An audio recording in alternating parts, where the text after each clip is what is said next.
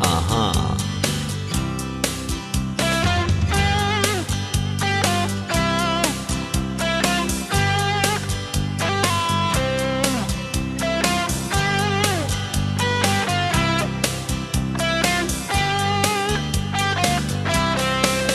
Glück reden, Glück denken, Glück wenn drüber dir hochhinken.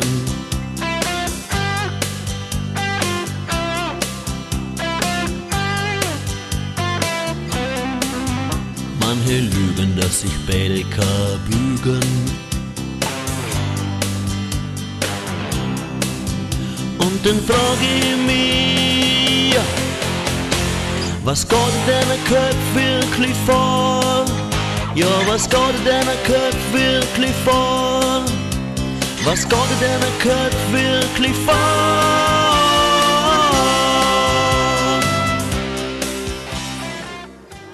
Jetzt einmal herrlich. Bin ich wirklich ein schlechter Mensch gewesen? Pino, ein schlechter Mensch bist du nicht gewesen. Im Gegenteil. Es sollte eigentlich mehr Pinos auf dieser Welt geben. Sondern zu gutmütig bist du gewesen. Allen hast du das Recht machen wollen immer. Alle haben dir dafür auf den Kopf geschissen. Und jetzt du, hä?